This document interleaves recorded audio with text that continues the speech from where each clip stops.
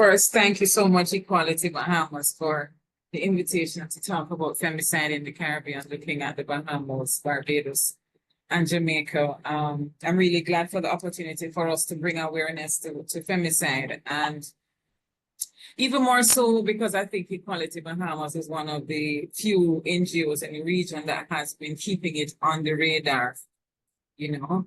So I'm really glad that I'm having the conversation with Equality Bahamas for that reason, and of course other reasons. And as based on the work that you have done yourself, femicide is an ongoing crisis that is not really focused on and under-analyzed because of the gaps in data collection, and also because of the gaps in looking at cases of domestic violence, the court systems, how they're handled by the police, and also to a lesser extent, inconsistencies in media coverage.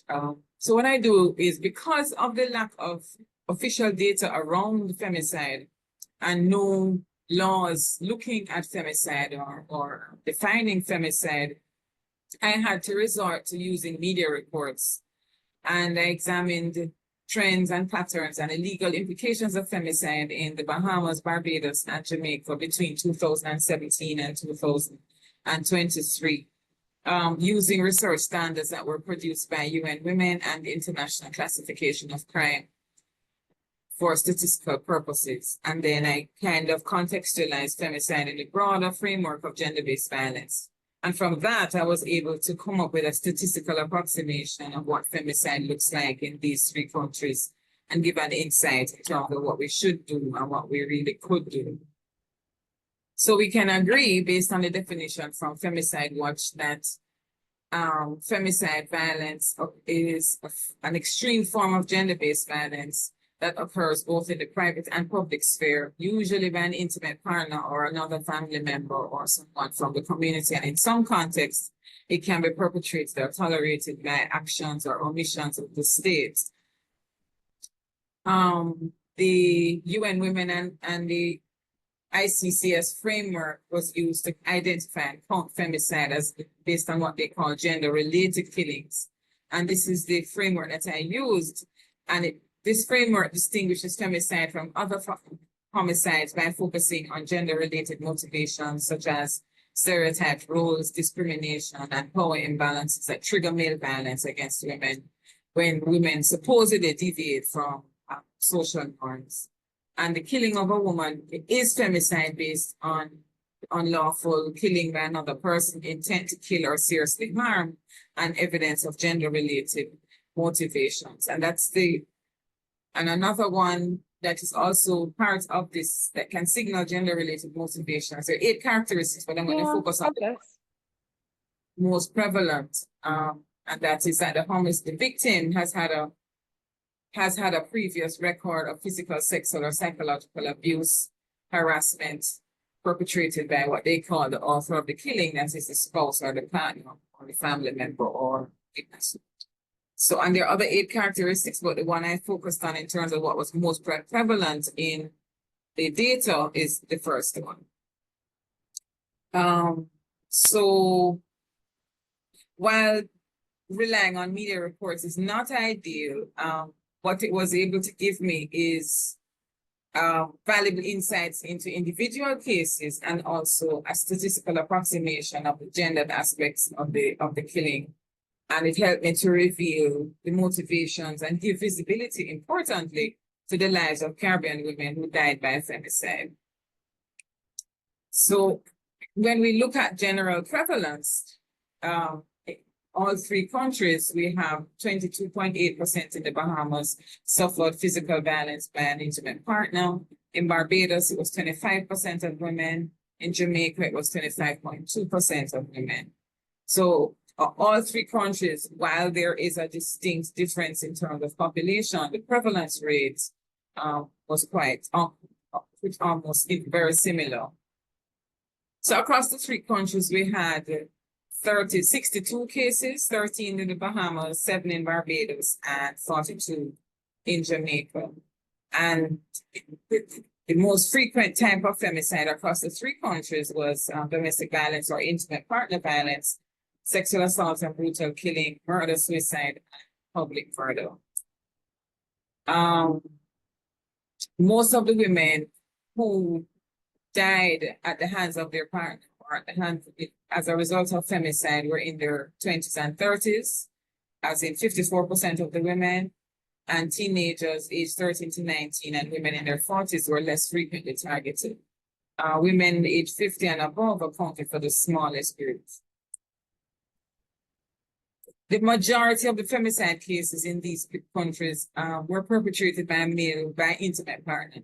A staggering 76% of the cases involved a foreign partner, while 11% involved their ex-partner and 10% were committed by other family members. And this was consistent across the three countries. So what it really points out was that women are most at risk from those who are closest to them, and that their home is not necessarily a safe place. Most of the women died by stabbing, which was 44%, or the most common form, I should say. And then this was followed by shooting at 27%, strangulation at 11%, blunt force trauma at 10%, and burning at 5%. Stabbings are more prevalent in Jamaica, while shootings are more common in Bahamas. I found that interesting. I was trying to figure out why it would be so, but there wasn't enough data for me to figure out the whys. Another interesting thing that I found out that I didn't actually go in looking for, just jumped up when I was doing the research, was that 62% of all of the victims across the three countries were mothers.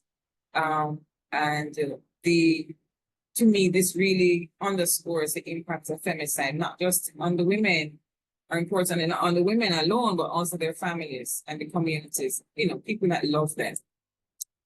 When we looked at the impact on children, what we found was that there were 5 documented cases across the three countries where children either witnessed the killing of their mother or were killed after the killing of their mother. So in the Bahamas, we had 2 incidences of that, where Trevon Stevens killed Alicia Sawyer and her daughter Ednique Wallace, and Ednique was 8 years old. And he also had a prior history of violence and has actually spent some time in prison. So breaking into an ex-girlfriend's home and shooting her. The other one in the Bahamas was Nathan Harding, the victim, Jane Harding and Melissa Huey. Her daughter Melissa Huey, both were kidnapped and sexually assaulted. In Barbados, we had one incident, 13-year-old victim Zanabo and her 18-year-old son. Zanabo was stabbed 24 times and the son was injured while attempting to intervene. In Jamaica now had also 2 incidents, one of the more horrific ones where Rasheen, the perpetrator, had stabbed to death Kamisha and the 4 children, and inflicted a total of 95 wounds to the family. And then the last one in this section, so it's just so harrowing to read it over. Lexton Clayton, she was 21 years old, and her 2-year-old son, Tyler Taylor, was also killed. So one of the things that I think we often overlook is really and truly that it's not only one person that is affected, but it has multiplier effects. And then we had 7 cases where the perpetrators not only killed their partner or their ex-partner, but also committed suicide afterwards. One of the things that I saw when I looked at the profiles of the perpetrators is that 1/3 of the perpetrators had a prior history of violence or controlling behavior, altercations with the law, or had spent time in prison for a prior assault charge. So what this really shows is that the cases not only had a history of abuse, but the victims were often isolated and had previously sought help and did not get adequate protection. So it really, in other words, instances where it could have been avoided because of the lack of intervention at the level of the law and at the level of the police, these women died, and they didn't have to, So the context of the killings were also quite brutal insofar as, this in a sense really identified the extent to which it was femicide. The women were killed because they were seeking independence. They were trying to leave an abusive relationship. or refusing to comply with the controlling behavior of the perpetrator. There were quite a few instances where the woman had already left and the perpetrator perceived this as a loss of control and went back to do it. Right? All of the methods of the killing were quite brutal: stabbing, shooting, slashing throats, dumping in a well. I mean, there's horrible, horrible things. You know, the few that I shared examples of would give you a much visceral account and picture of how horribly these women died. And basically what it is very glaring as having the domestic violence laws, it's not working. It's not working as it should. Law enforcement is not working as it should. And one of the biggest things that I noticed that there's very little recognition of the link between the cases of gender-based violence, the perpetrators having a previous violent history, and missing out on the opportunity to actually prevent femicide. I don't know if the lives of the women are not considered important enough, or because of the normalization of gender-based violence, it's just not taken seriously enough. And of course, what another legal gap is that because femicide is not a distinct legal offense in our legislations across the 3 countries, but beyond as well, the women are falling through the gaps, right? And so femicide, killing of women, femicidal or not, is prosecuted as an aggravated homicide. So there's literally no legal category for femicide, and this can cause quite a bit of misunderstanding between female homicides and femicides. So no clear way to inform policy, no clear way for law reform to happen, and no clear way for any kind of judicial intervention. The closest is what I found in Barbados, where the Offences Against the Persons Act was amended in 2014, which to include a category called brutal murders, but it does not explicitly categorize or define femicide. One of the things that I wanted to do is look, some of you may have heard about the case of Samantha Isaacs in Trinidad and Tobago some time ago, earlier this year, I believe. And what's instructive is the judgment in the case, right? The judgment goes into a lot of details, a very long report. Those of you who are really interested in looking at how systems fail women, this is a very good judgment to read. It points out that the police failed on several accounts. They did not do anything. There was inaction on her reports. She filed 4 reports over a period of a year and a half, right? The police failed to adequately investigate or take any preventative measures. All of her reports of abuse, threats, and the possession of weapons were ignored. They had no procedural follow-up at all. And there was a critical incident in 2017, and the police claimed that they didn't have a vehicle.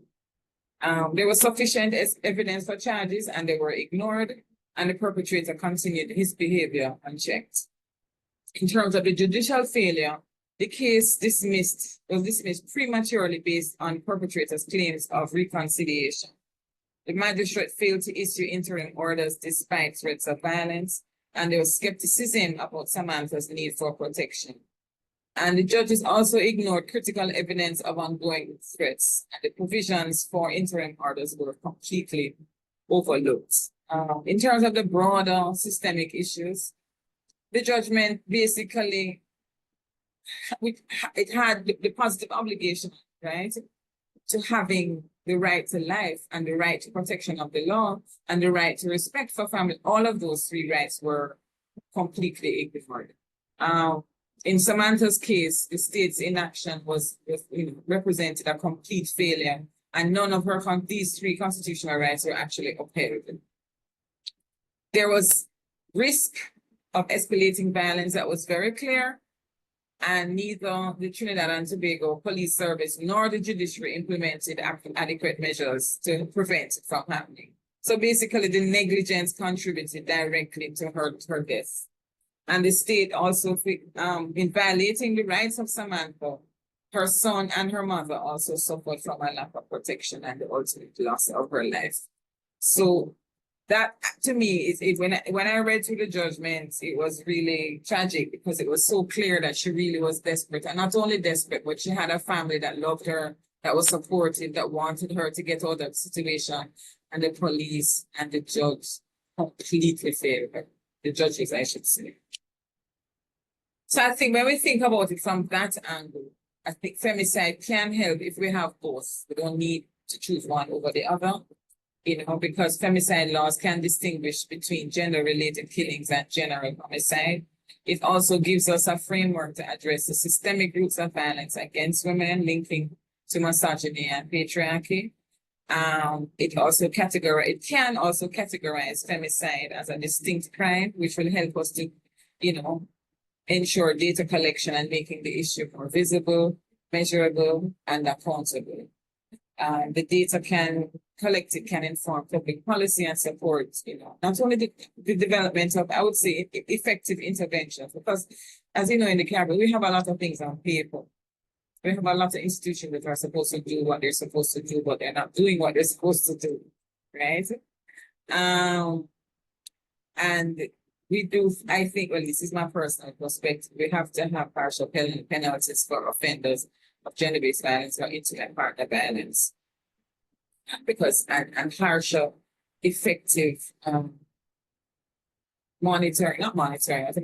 enforcement of protection orders, of mandatory arrests, of interim orders, the things that can help the woman feel safe when she is leaving a relationship that is abusive. Because those of us who do this work know that a woman does not leave until she can actually leave. And when a woman is leaving or makes an effort to leave an abusive relationship, that is when her life is at risk, right? So I think we find the other point is that I think femicide laws can include provisions to protect the victims' families and dependents, especially children and siblings and other family members that would have been directly affected by her death. So the laws should, speaking hypothetically, the family should receive justice and support after the loss of a loved one. So basically, moving towards concluding, I think femicide laws can ensure that gender-motivated killings are treated with the severity they deserve, and strengthening domestic violence laws and their institutions that are supposed to work in tandem with the laws can help to prevent violence from escalating to the point of femicide. My sense is that a combined approach can provide for comprehensive protection for women and address the root causes of gender-based violence. So it's not femicide is not an isolated issue, but it should be seen as part of a broader pattern of gender-based violence. And the data that I've shared calls for stronger domestic violence interventions, improved legal reinforcement or enforcement, strengthening the legal frameworks, expanding support services, and promoting a culture of respect and equality to protect women's lives across the region. So that is it for me. And I just wanted to really honor the women that passed. Bernadette Times, Carissa Coleman, Heavenly Turbius, Patrice Sawyer, Pearl Lang, Candice Pearl Smith, Siobhania Adderley, Alicia Sawyer, Ednick Wallace, Jane Harding, Melissa Huey, Juanette Darvin Nicole, Bethel Eleanor, Angelina Dean, Chandra Davidson, Tanya Greenwich, Joanne Roach, Sarah Sutrina, Martha Agatha Doyle, Zanaba Moore, Monica King, Alicia Patience, Alicia Smithson, Annika Townsend, Christy McBean, Donnelly Donaldson, Georgianne Reed, Jodianne Thompson, Jadine Smith Grayson, Kellyanne Williams, Kamisha Wright, Nicola Lawrence, Nicola Walker, Nakisha DaCosta Walters, Pamela Gregory, Rochelle Glaze, Serena Needham, Sonia Campbell, Anisha Hilton, Denisha Cooper, Kenisha Reed, Lorraine Hutchins, Nichara Campbell, Nakisha Keeling,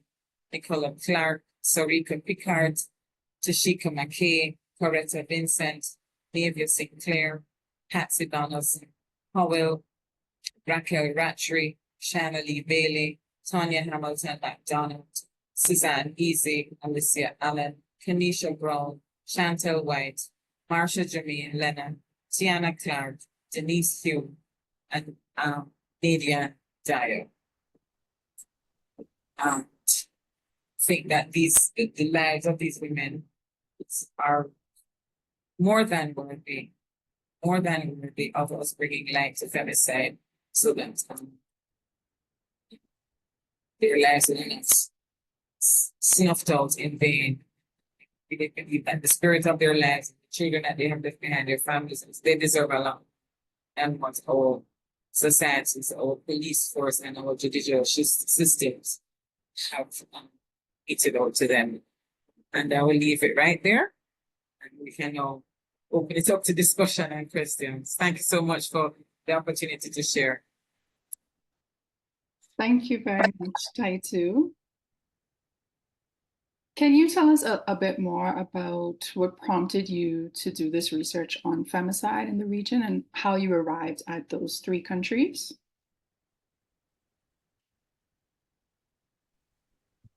It's a case in Barbados that had happened during COVID. And it had made a lot of noise in the news, you know? And femicide is something that I had always been concerned about it, you know. I someone who has done a lot of work on gender-based violence and looking at data and so on.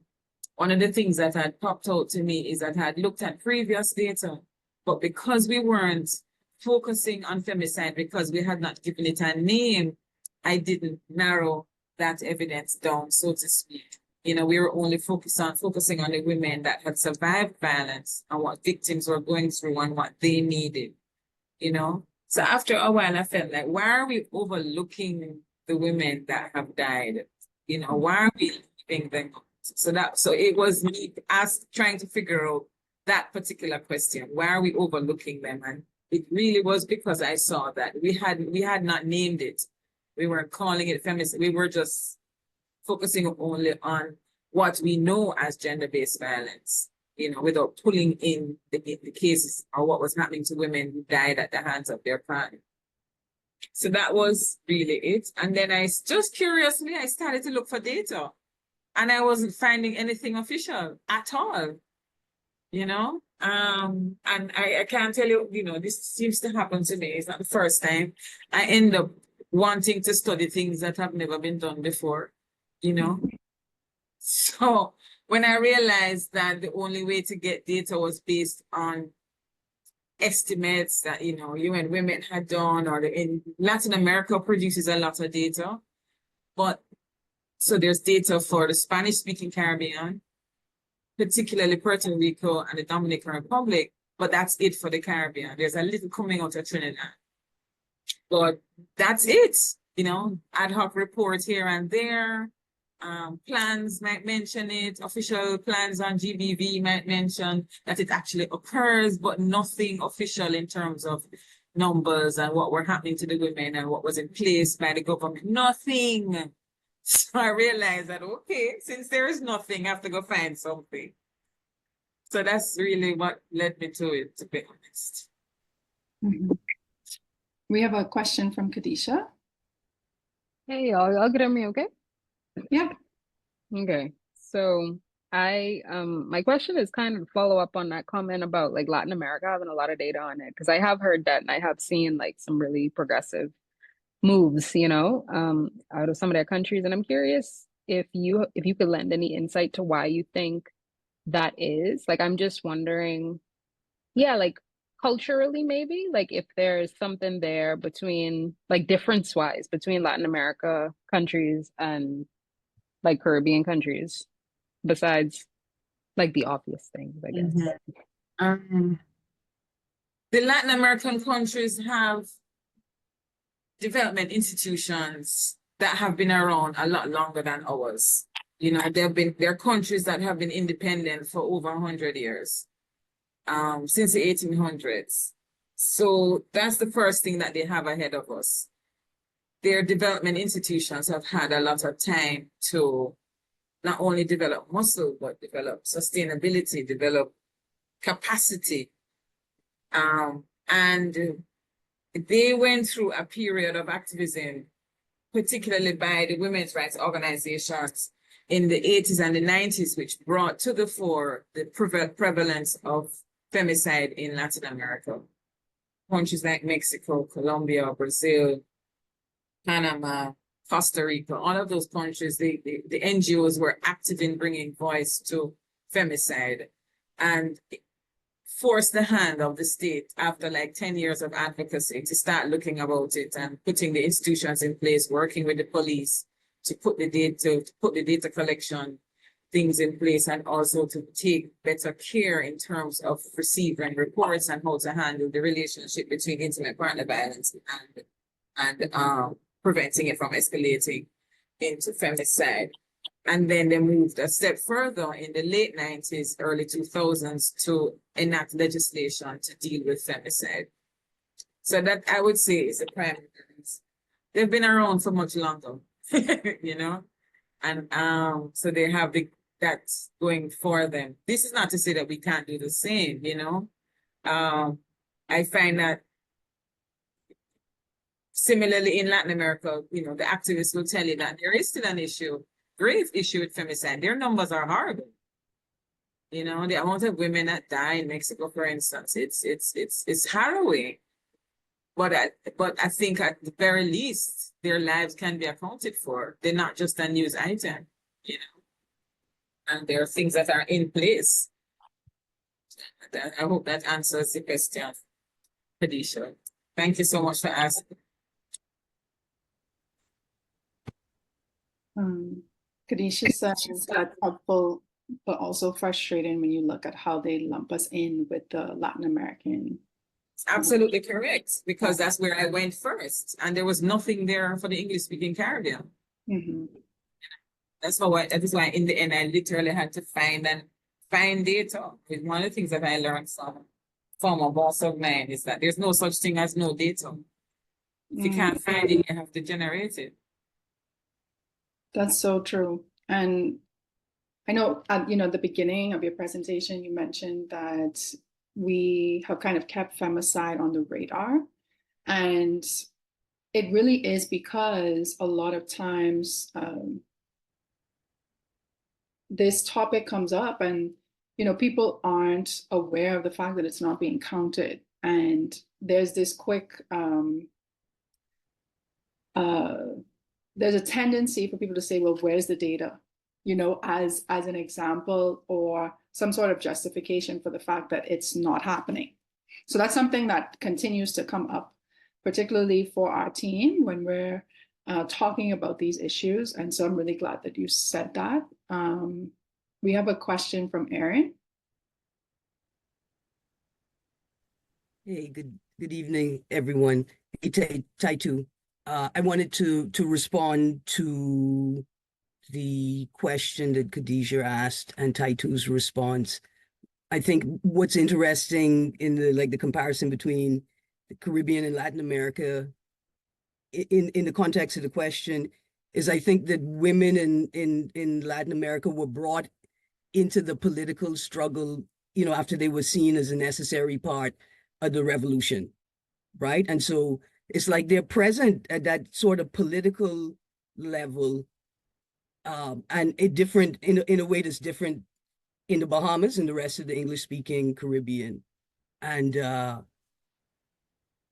I think it's interesting because you also see the high levels of femicide, right? You see these high numbers, but through my advocacy with CAFRA and the engagements with women in Latin America, like there was a frustration that the English-speaking Caribbean was so far behind.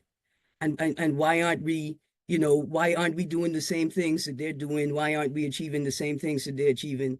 But I think that, the way that women are engaged was different because of that need for them to be a part of the revolution. Right? And it was interesting, all the meetings in Spanish-speaking places, they always recognize compadres and, right, the feminine and the masculine for compadres every time, especially with CAFRA and CAFRA Cuba, right? It was always that recognition of both the men and the women.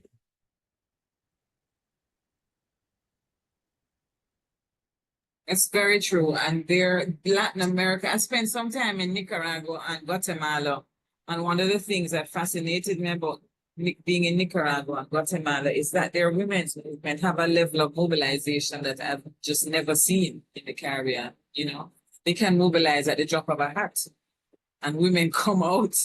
And the state has mixed responses depending on what country you're looking at, but the relationship between the women's movement and how the state responds or engages is very different. It's very different from this side of the world. Be that as it may, I think that, I think often in the Caribbean, we make, and I say it as an excuse, I think it is an excuse, saying that, we don't have the technical capacity and our countries are small. Small doesn't mean we lack resources. Small just means that we see ourselves as so small that we cannot think big in terms of how to solve our problems. Because we are small and closely knit societies and communities is why we can actually come up with better solutions that can actually work to our advantage. But the governments don't see it that way. There is room for that level of engagement and planning and involvement and solution finding, but the governments don't do that. We have a very distant relationship, or they distance themselves from us as civil society, So I think that I think it is an excuse. It's definitely an excuse.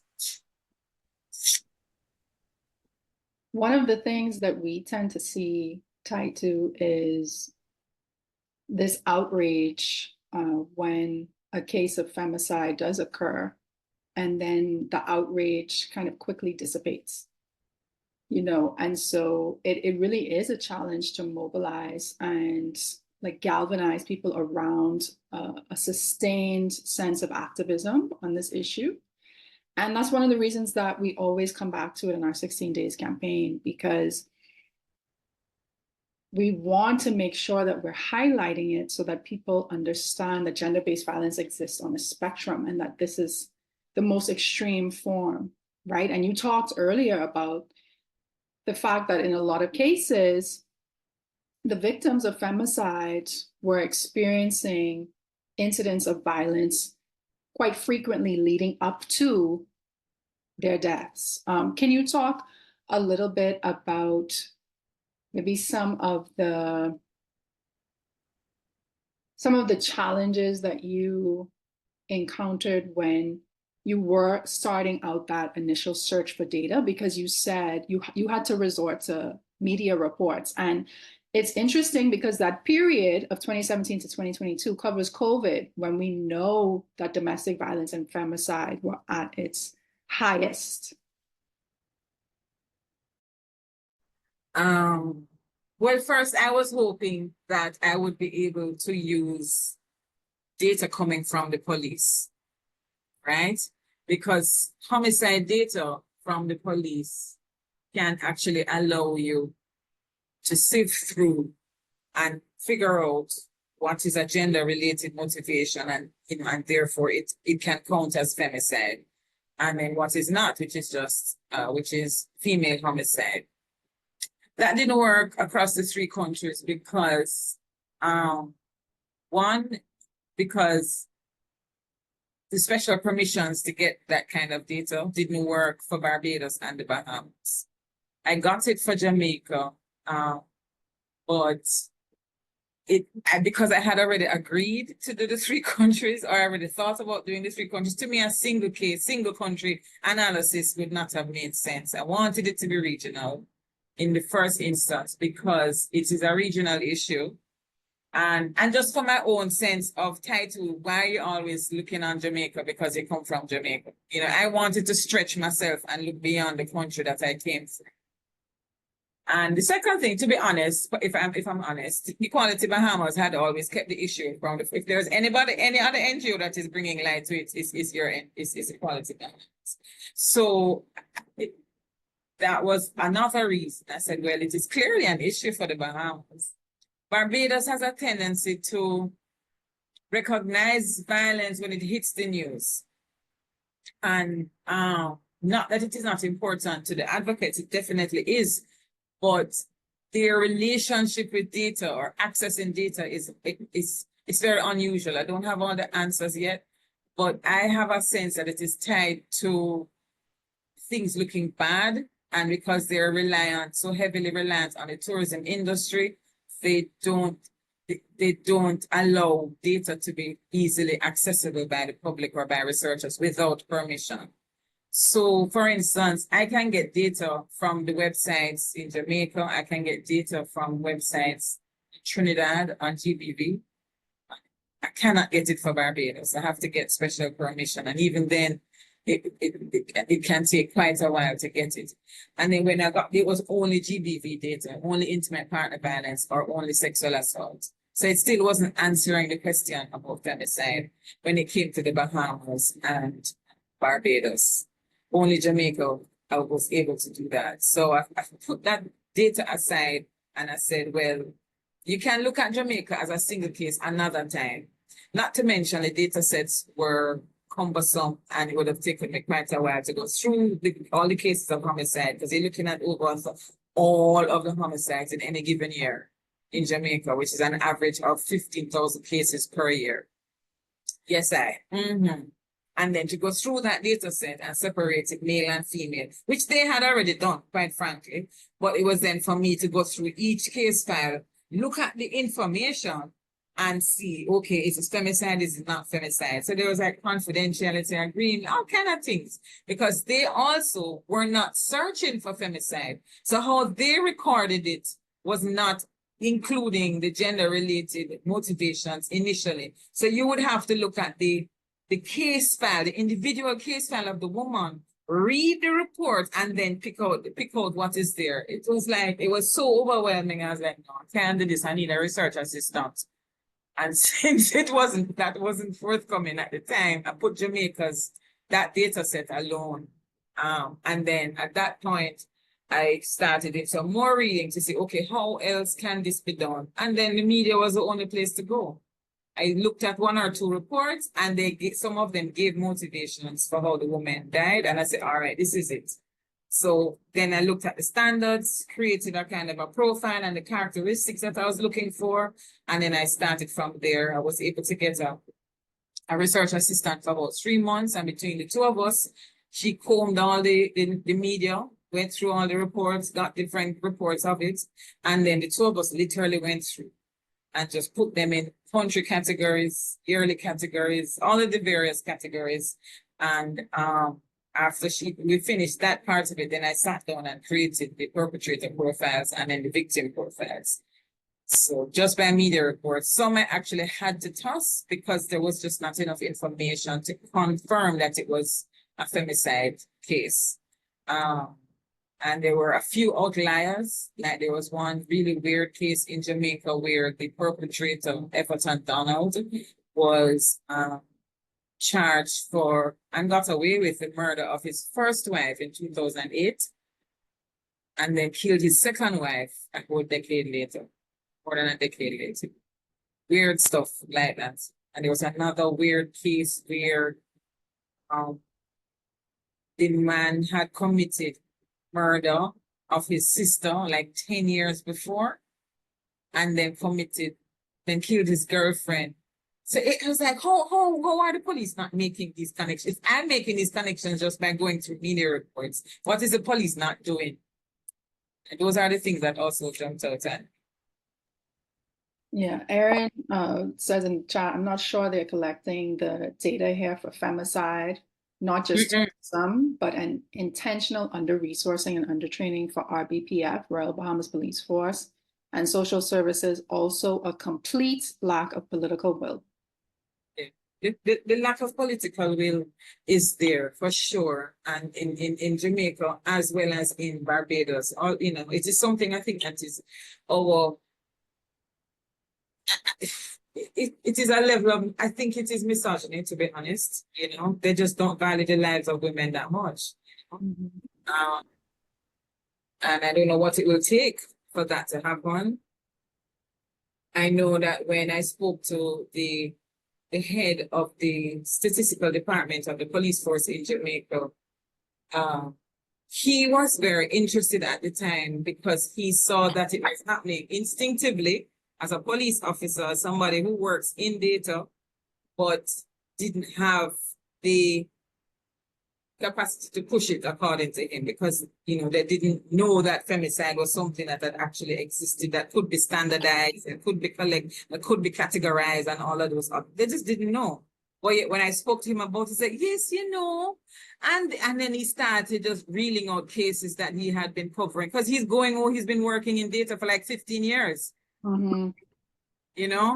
So, and they also spoke about the lack of training and the lack of services. Not a lot of our police forces that have the data collection branch, they're not the strongest. They're not the strongest. So that is a real issue, to be honest. So even if they wanted to have, they would need additional support from the government in terms of additional resources, whether it's human resources or financial resources. Mm-hmm. There was a hand up, Erin.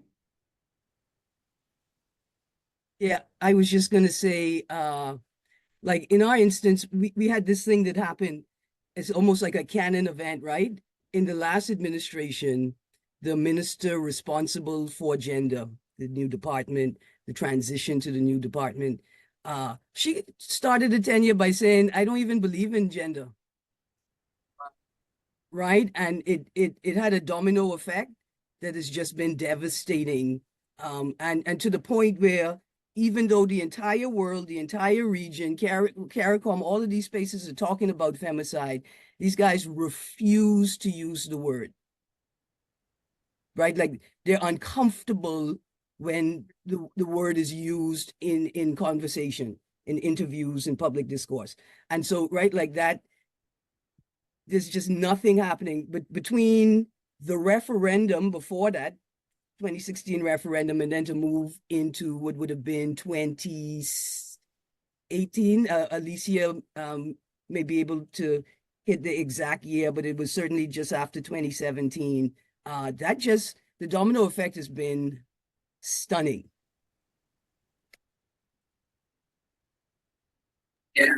Yeah.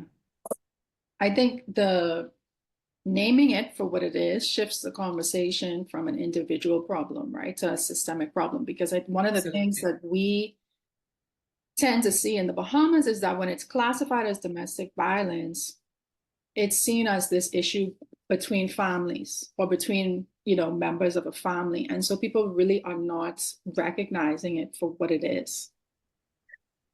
We have another comment in the chat that says, sounds like cold case files in the States. So wild.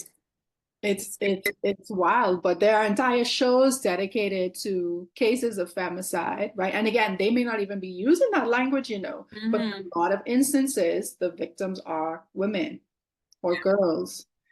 And it's just mind-boggling that we are still in this place of not naming it, because we know how critical that is to counting it. I mentioned earlier about, what you were saying about the data, and people often trying to suggest that because there's no data, there's not a problem. We've continued to come back to this theme because back in 2020, it was the theme for the Center for Women's Global Leadership back at Rutgers University. And unfortunately, that center no longer exists, but they're the ones responsible for the Global 16 Days campaign. And because it's such a critical issue, we always find a way to bring it back, continue the conversation. And shortly before this campaign started, we actually had 2 cases of femicide in the Bahamas. I saw that this year, just the other day. 12-year-old Adrian, 12-year-old, yes. And 72-year-old Varentia Butler. Yes, read about it. And there was actually one in Barbados earlier this year too. Nobody couldn't find her, and then eventually they found her body in a well. Throat slashed to her body in a well. So so when people say there's no data, it's not true, It's not true at all. one of the experiences that I had in a discussion about femicide is the idea that 13 cases is not a lot. 7 cases is not a lot. And because the numbers are small, then it's not important. Like one case is plenty, you know. So when I had to try and compose myself in responding to it, because the person was saying that it wasn't statistically viable.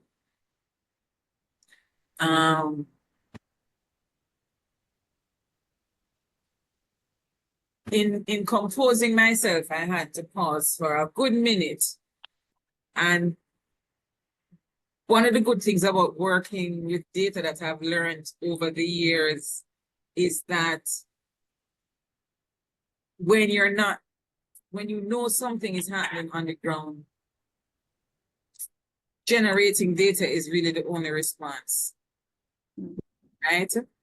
And while you have to use what you find, it is an indication of trends that gives you the direction that you have to share more, that there is more.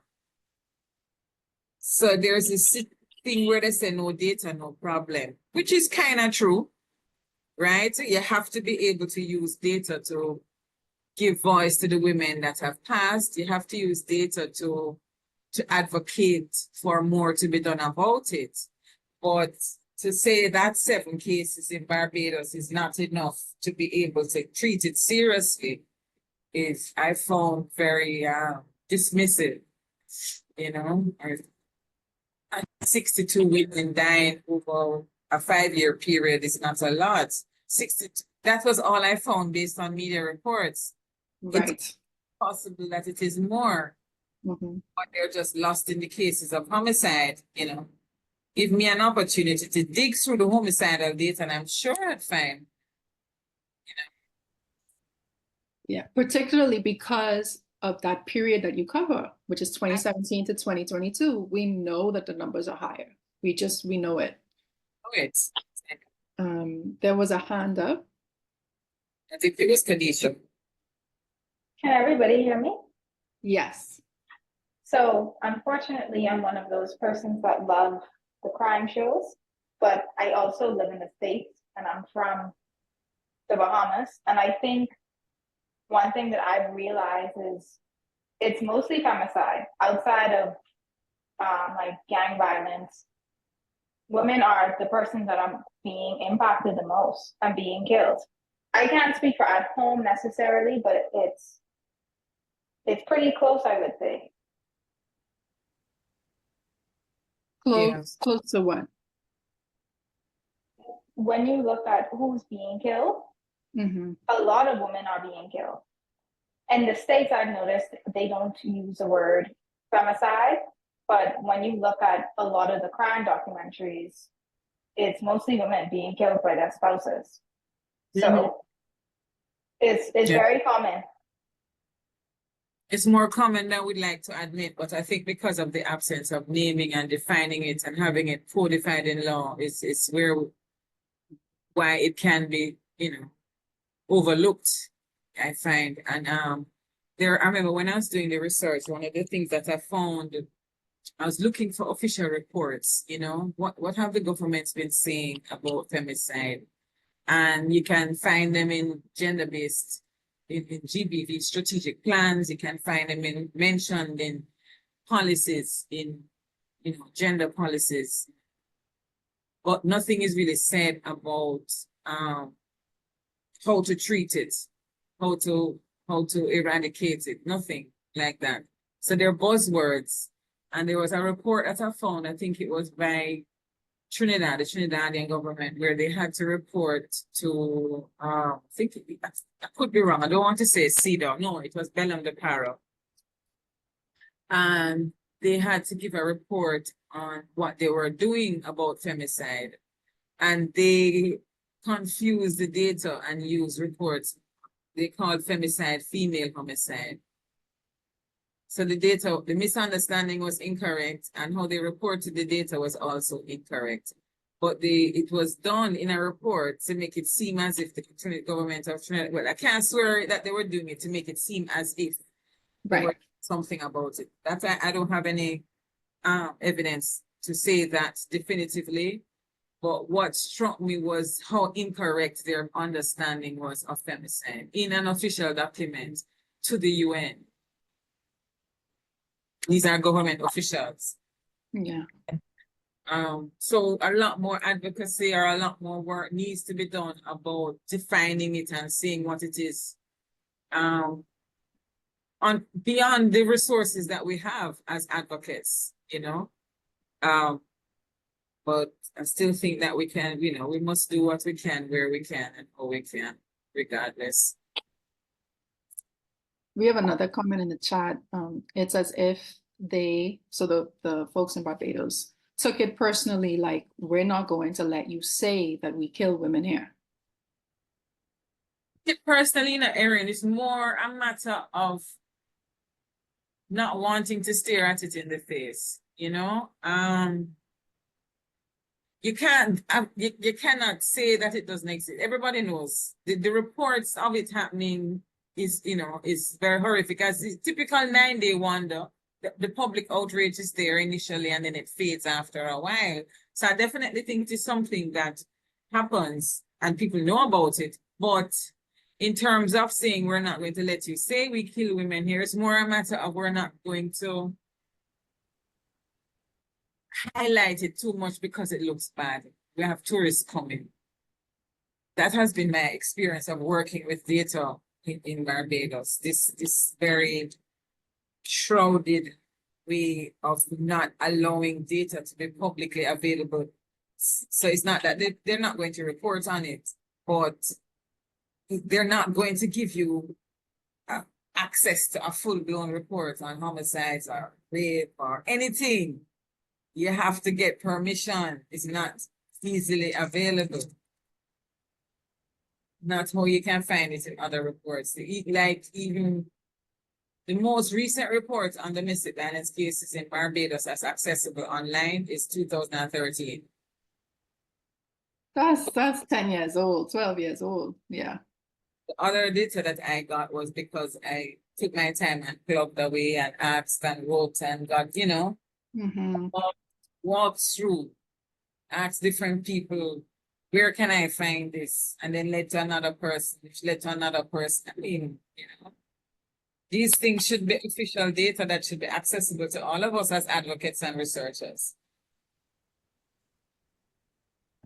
And just for context, for everyone, you are based in Barbados, right, Taitu? I am. Okay. Wait, invitation to the Bahamas from a long time. So everyone, the presentation that Taitu shared with us is actually a condensed version of a longer presentation that she's been giving. Taitu, can you talk to us a little bit about the response, you know, to your research and your findings, because you've been kind of sharing this in different spaces? Yes. Very good so far. One of the really good responses that I got is that I got an opportunity to present the larger presentation or the longer paper at the Caribbean Association of Judicial Officers. Okay. Yes. And that was done on the invitation of a High Court judge that was in the call that I did with the first presentation with Femicide Watch. And she was saying, you know, she's running a session on the role of judicial officers in reducing gender-based violence. And she asked if I could present at that session. And that was really good. And what I was able to do is I had pulled from some research, the casework that I read about Samantha Isaac's judgment on the judicial failure, right? Because it's crystal clear. So I pulled from that and I sat on it in the presentation to them to show that, you know, and then I also used other tools that they can use. There's a lethality assessment, there's a physical abuse indicator. These are other tools that you can be used by judges to help women who have domestic violence cases. And the response was good. In so, you know, they talk about the challenges of how to codify femicide, and whether or not the query came up, whether or not why should we do this when there are already challenges in DBV, in domestic violence laws. And I think that was a valid point, you know, that if the point that this judge was making was that if we just improve what we have, will there be need to have a femicide law? And my response at that time was, well, you know, there's no reason why you can't do both, because at the end of the day, there's no guarantee that femicide won't happen. It is already happening. If focusing on improving the DV laws that we have across the region were the only solution, sure, it could prevent the escalation of violence to the point of femicide.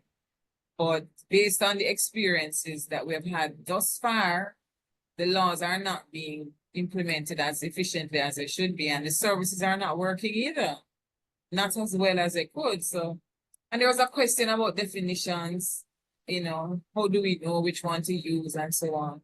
And I told him that there was plenty, there are 20 years of research. People have been defining and conceptualizing femicide for over 20 years now. We are not lacking in that kind of thing, you know? So I thought that went well. I'm supposed to follow up with the session leader in terms of what they want to do next. I don't know the extent of involvement, but they said they would follow up with me. And then I have another engagement in January, looking at the lethality assessment and the physical abuse indicators and how those can be incorporated into the work that magistrates do. So we'll see how that goes, and that's for here in Barbados. We'll see how that goes in terms of the follow-up steps. Sometimes the follow-up steps are usually the hardest, but we'll see. It's interesting that they would suggest, you know, restricting it to domestic violence laws, because again, we talked a little bit earlier about how framing it that way can be very problematic. And I actually want to read a definition of femicide that was shared with us back in 2020 when we first introduced the theme as part of our Global 16 Days campaign. So this definition comes from the Center for Women's Global Leadership. The term femicide has been defined, interpreted, and applied in different contexts. According to the World Health Organization, femicide is generally understood to involve intentional murder of women because they are women, but broader definitions include any killings of women or girls. Femicide is the killing of a female or perceived female person on the basis of gender identity, whether committed within the domestic relationship, interpersonal relationship, or by any other person, or whether perpetrated or tolerated by the state or its agents and private sources. Femicide can be understood as having direct and indirect categories. The direct categories include killings as a result of intimate partner violence, witchcraft-related killings, honor-related killings, armed conflict-related killings, dowry-related killings, gender identity and sexual orientation related killings, and ethnic and indigenous identity related killings. The indirect category includes deaths due to poorly conducted or clandestine abortions, maternal mortality, deaths from harmful practices, deaths linked to human trafficking, drug dealing, organized crime, and gang-related activities, as well as the death of girls or women from simple neglect through starvation or ill treatment and deliberate acts or omissions by the state. So it's not enough to try and reduce femicide to domestic violence, because femicide manifests in lots of different ways and can be perpetrated by the state as well, not just individual perpetrators. Okay, there was a comment in the chat. Yeah, so feel free to share those questions. Dylan, you can unmute or you can put your questions in the chat and I'll read them aloud.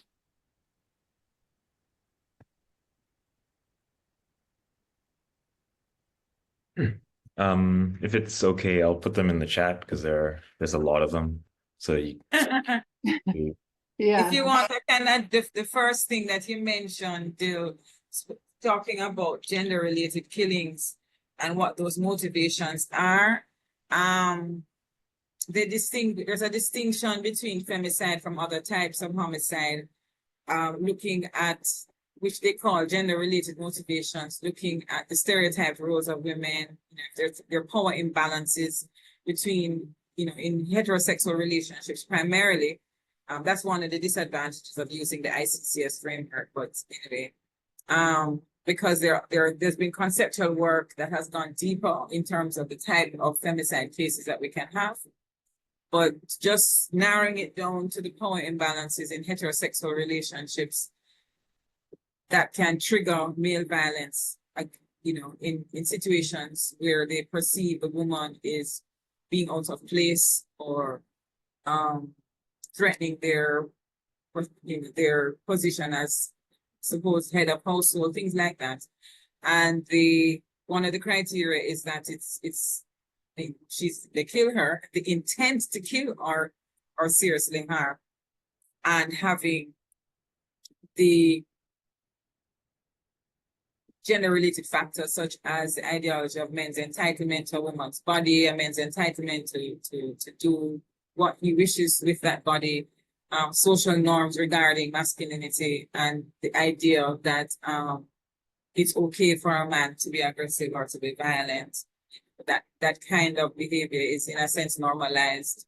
The need to assert male control or power or to enforce gender roles and to prevent or to discourage or to punish what is considered to be unacceptable female behavior. That is in a nutshell what they call gender-related motivations.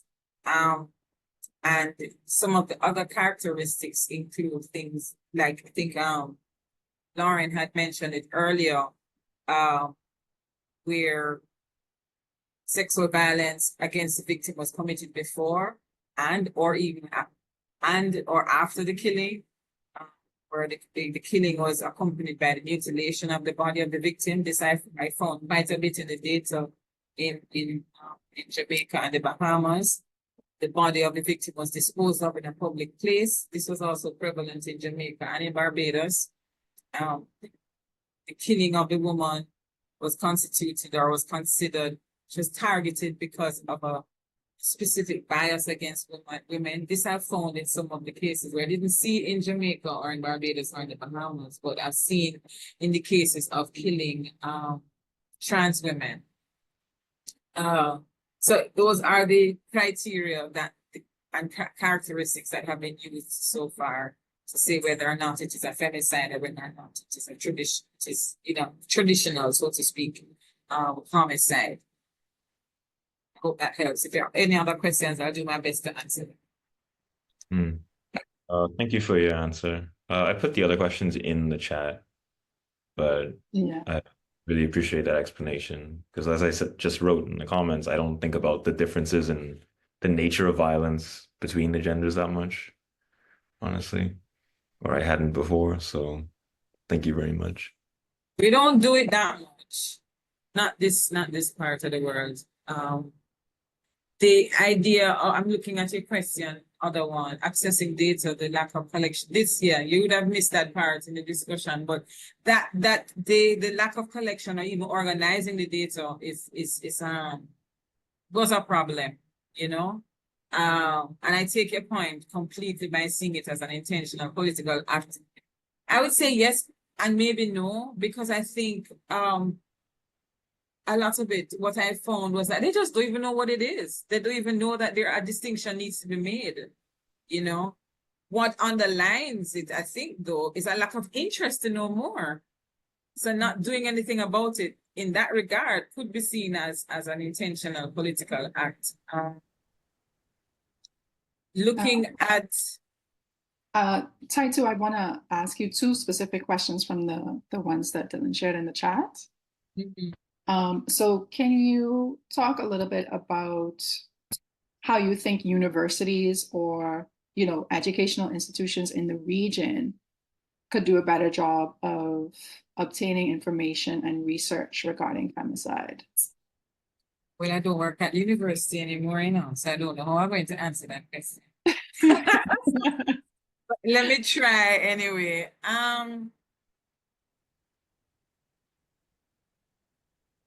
I think that there are researchers at UWI who study criminology. And I think there are researchers at UWI who study gender. I don't think that they're talking enough to each other though. Yeah. So to me, that would be the first starting point. That question leads to a larger discussion on the role of universities and university academics and research in more public policy and law reform engagement, and the extent to which a lot of the academics in the region are overwhelmed by survival and the nature of how our universities are functioning as neoliberal service rather than education for the public good. I don't feel completely equipped to answer this question, to be honest, because I've left the academic environment for quite a while now. But they definitely could do more.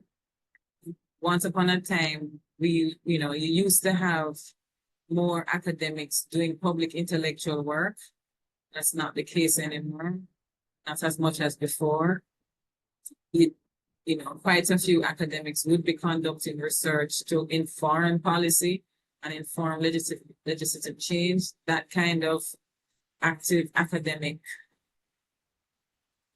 work for the public good or for, the government is not happening as much as it should. So those are the gaps that I see. They would be in a better position to say why those gaps are there now, but it certainly wasn't the case earlier. You had quite a few public intellectuals a couple decades ago. I'm dating myself, but yes, they were there. Thank you. I think that's really helpful because I think we often think of universities as, leading the charge on advocating for certain issues. And so it's important to notice that change because, as you pointed out, that leads to a gap. If they're not doing it, then who's doing it? Alicia has her hand up. Yeah, I wanted to add to what Taitu was saying. I see a very big difference between the Bahamas and where we are politically and socially as compared with Jamaica, Barbados, and Trinidad and Tobago. And it's not an accident that those are the three countries that have the University of the West Indies actual campuses and research is being conducted.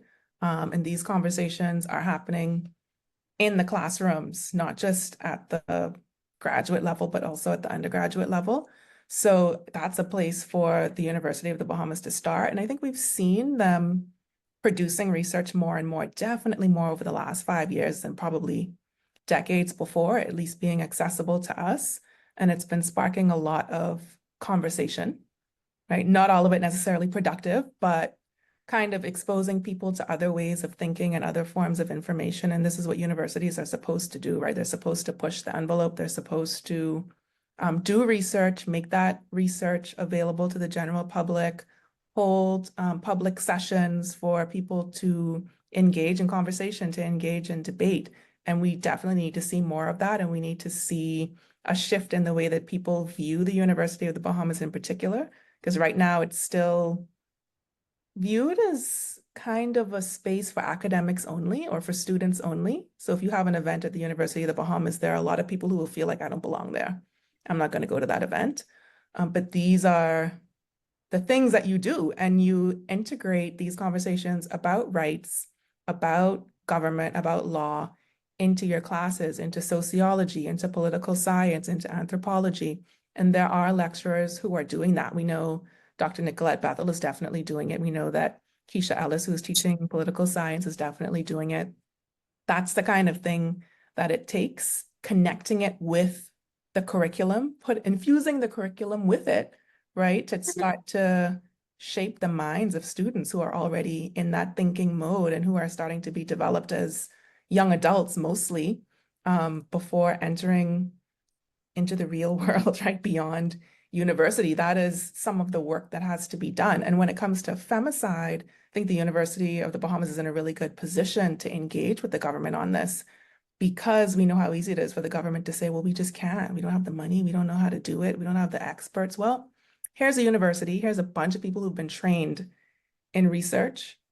Make it work. Figure it out. There's funding out there. Between the university and the government, y'all can find it. It goes back to the point about will.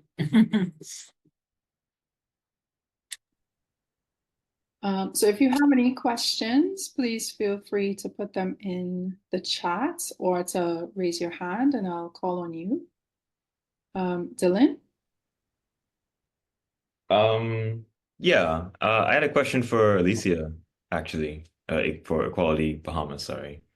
Yeah, if the Bahamas is unique in, like, you mentioned that the Bahamas is unique in the difference in like how conversations are happening kind of by design. Are you referencing like our status as like a quote unquote tourist haven? Or are there some other like insidious pushback elements we have to consider that are unique to the Bahamas in terms of normalizing these conversations? No, more of like an anti-intellectualism. Mhm. And a big difference in the way that education works here. I find that the information, the education that's being provided isn't rooted in the region at all, even when you go to the university here. But if you go to the UWI Mona campus, if you go to the Trinidad campus of University in the West Indies, no matter what you study, you are going to be reading research, articles, journals, books by Caribbean people. You are going to be engaging with the history of the region. And that's something that does not happen here on that level. And it's one of the things that I think that has furthered this disconnect that the Bahamas and Bahamians have and perpetuate between the Bahamas and the Caribbean, as if we're not a part of the region, right? We have these arguments all the time. We're not in the Caribbean. We're not in, this is the ocean. Okay, too bad. This is the political situation. This is a social situation. And it does us no good to align ourselves with North America or to separate ourselves as some like separate place that's on its own planet. When we are in the region, we share a history, we have the same struggles, and our liberation is all tied.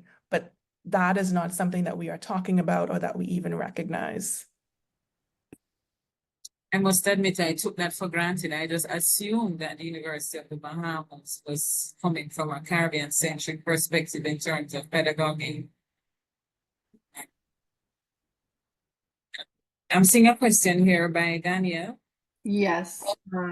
Is there any model legislation for this issue that is relevant and available to view that has been looked at or recommended? Not from the region. I've seen when I was looking at different pieces of legislation, they're coming out of Mexico and Costa Rica in Spanish. Fortunately, no. So we really are starting from not totally ground zero, but yeah, we have a lot of groundwork to do. So my call to the University of the West Indies and for the University of the Bahamas is really for the law students to have a role, to play a part in the work that they're doing. I mean, we certainly know how popular law is as like a field of study in the region, and the Bahamas is no exception to that, for sure. Yes, related to her question. Definitely, I can't speak for Australia because I didn't dig there, but Canada for sure, yes. Canada for sure. A comment from Erin. We're about to have our first female commissioner of police. Have you found any correlation between decreases in femicide when a female is at the helm of the police force?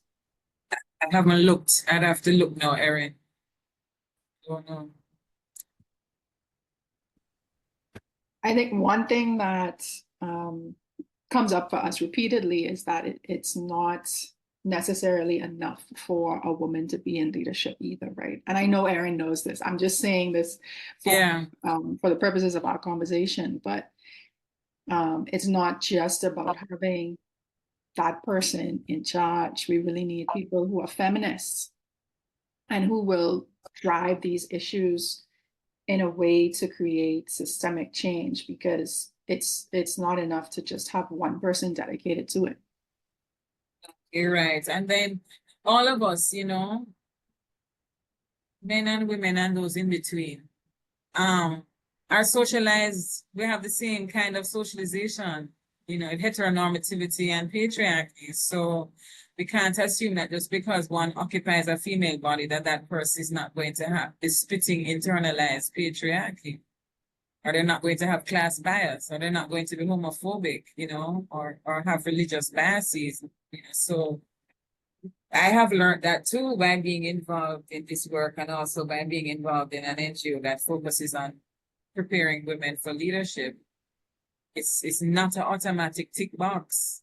There is a way in which we have to address the consciousness of people in as general as possible, you know, and if we want to have specific outcomes relating to women, then we have to also include consciousness for women, and they would need to understand why it is important for them as someone who inhabits, you know, the body of a woman to do that.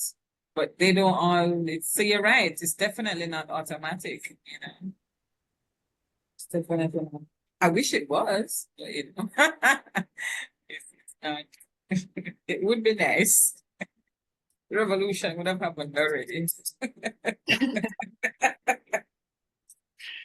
One of the things that came up during our Monday session with Marian Bethel about leveraging CEDAW for resilient systems was just this, you know, the proliferation of gender stereotypes and how harmful that is to perpetuating all these forms of discrimination and violence against women and girls. And she talked a lot about the need for that to begin with schools and curricula, like to Alicia's point, right? And all of these spaces where children are first socialized. So in the home, in the church, and, you know, spaces where they are often seen but not heard, assumed to have, you know, no knowledge about their bodies, about their own lived experiences. And so it really is all, like you said, interconnected and tied to these systems of patriarchy and heterosexism, heteronormativity, and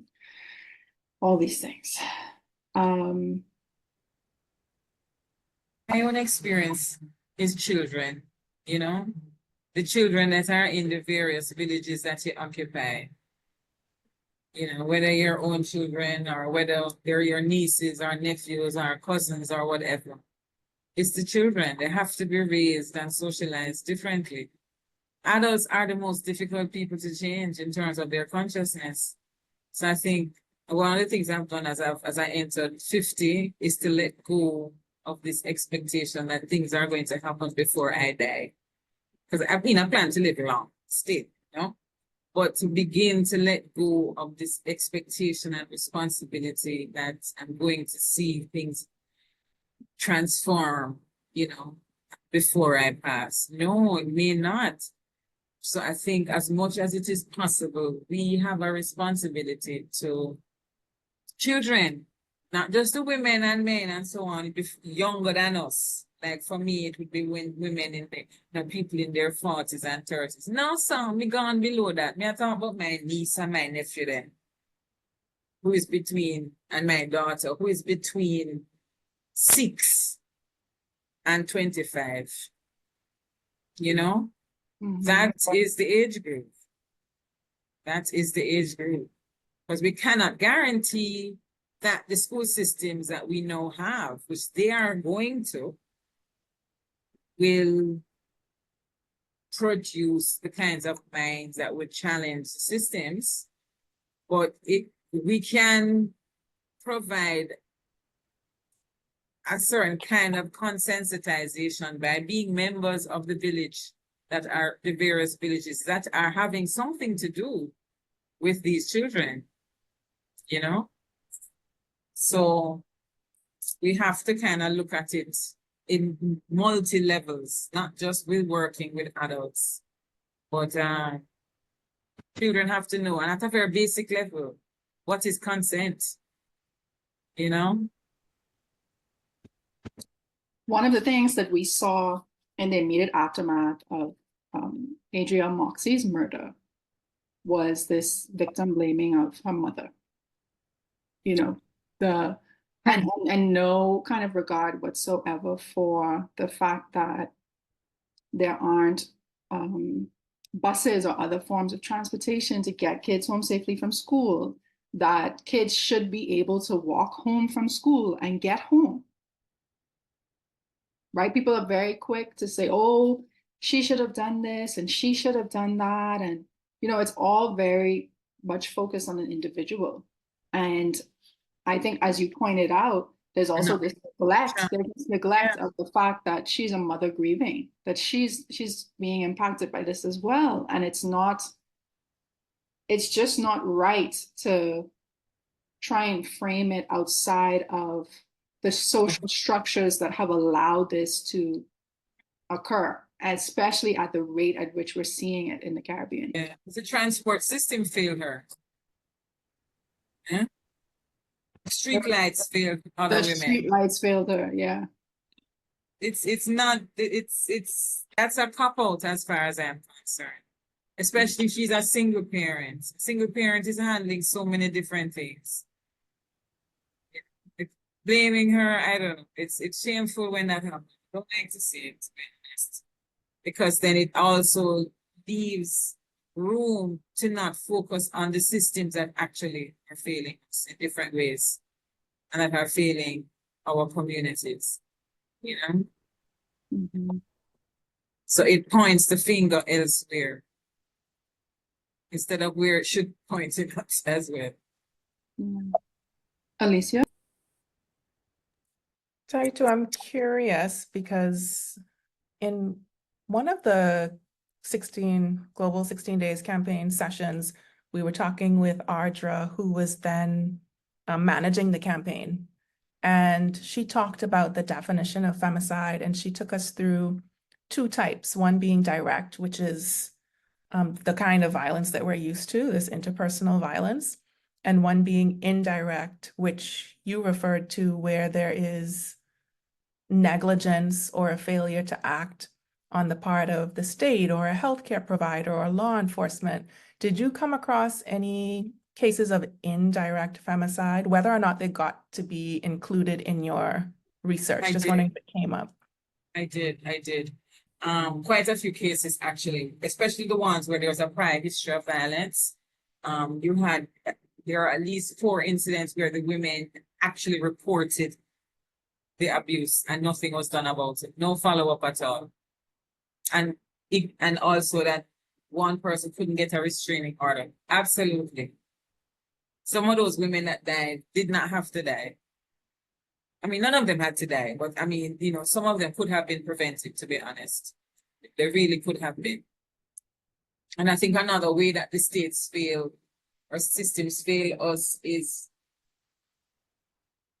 outside of the domestic violence laws in and of themselves, is their unwillingness or tardiness to invest in shelters.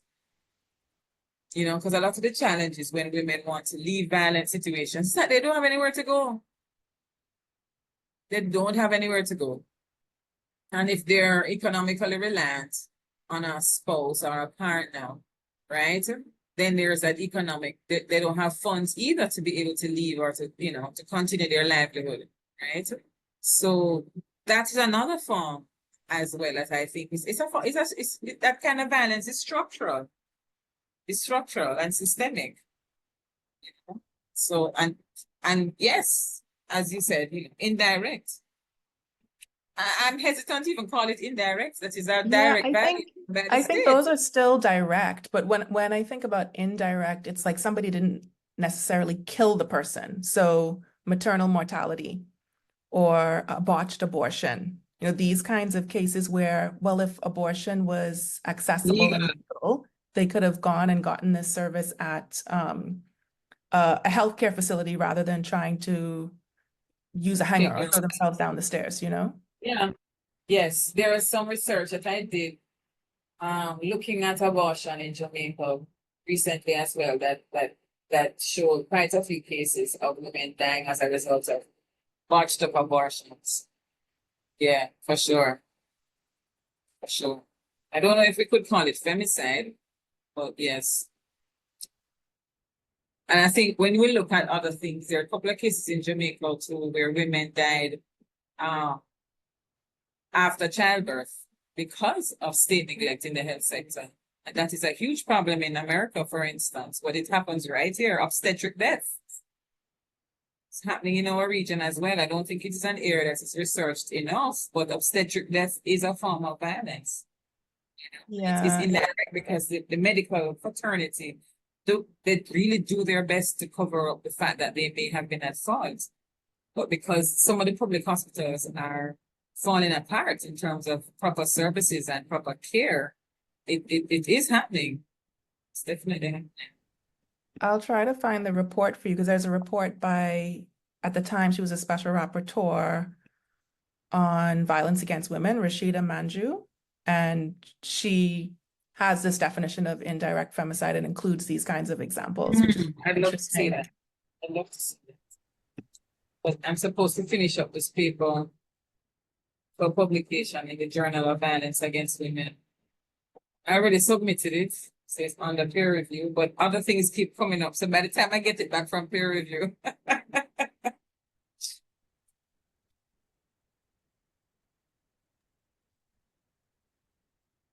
Do we have any further questions for Taitu or anyone on the call?